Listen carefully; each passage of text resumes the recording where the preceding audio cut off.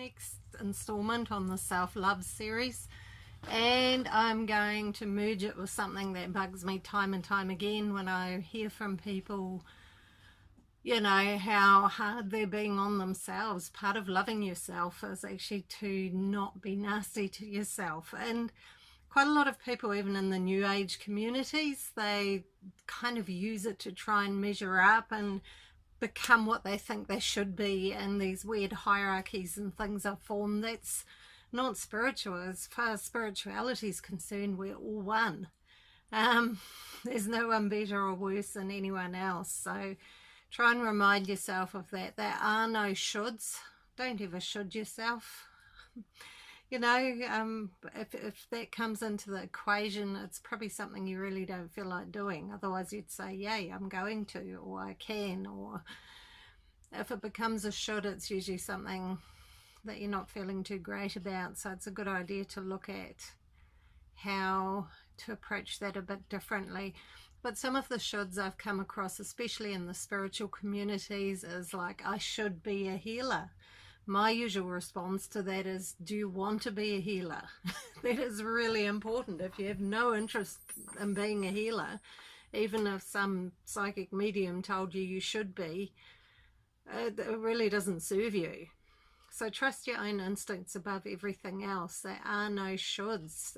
We're here as spiritual beings to explore and to experience life and our creative ability and all of those things. We're here as playful spiritual beings, and loving yourself is such a big part of that. So, you know, to me, spiritual freedom to be who you are and not to guilt trip or put yourself down, and self-love, they're equal. You know, they work hand in hand. Any kind of spirituality that does not make you feel wonderful about yourself is probably not very practical or very useful to you. So yeah, it's turning into a little bit of a rant because I see so much of it. You know, I've been to spiritual places where there's a definite hierarchy, where some people are kind of looking up to other people and they want to be like those people, but we're all unique and we're all different in how we express our gifts. You know, I've met people who would never proclaim themselves to be spiritual, but their actions are so much more spiritual than some spiritual people. So I used to have a neighbor like that, and he'd do anything he could to help people out. You know, he really had a beautiful heart. So love your flaws, love whatever you think you should be better at, love yourself through that, accept yourself where you are right now. Because yes, you can grow, but that's coming. First of all, you've got to love yourself. Then you can support yourself through the next stage of growth. It's about self-acceptance that runs so deep that even when you do mess up, and I mean, who doesn't? We all have moments where we mess up, and times in our lives where we go, okay, I could have handled that differently. It's not a reason to beat yourself up. It's a reason to go, okay, if that happens again, I will look at it and approach it in a different way. Learning curve, that's all. The best description I ever heard was that life is like a plane on an autopilot. A plane on an autopilot constantly corrects its course. It constantly goes off course and the autopilot brings it back on course.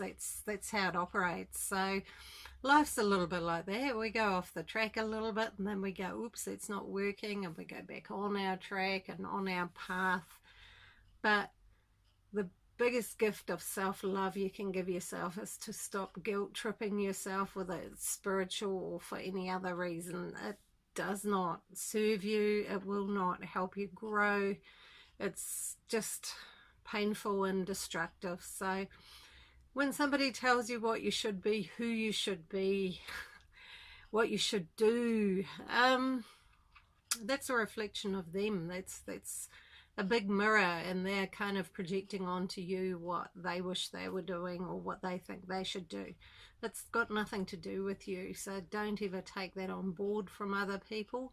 And love yourself daily. You know, if you do something that's not too smart, okay, lesson learned. Move on. give yourself a pat on the back for surviving it or dealing with it, and carry on and correct course. Just correct the course back onto the track you want to be on.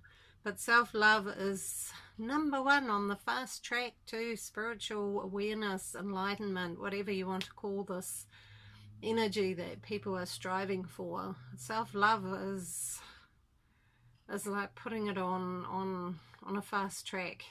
And it's the first and the most important step on the whole journey. So any kind of guilt tripping, whether spiritual or otherwise, does not work. If somebody tells you you should be a healer, but you actually really like mucking around with computers and helping people get their computers working properly, do what feels right. It's far more relevant than a natural talent you have. We all have huge amounts of natural talents. That doesn't mean we have to use them all constantly. You know, it's okay to acknowledge some and go, okay, that's nice. If I can offer one of my friends healings, that's nice, but what I actually like doing is messing around with computers, so I'm going to put my energy and my focus on that, because whatever we like to do, whatever we're passionate about, what we love is what we tend to do well.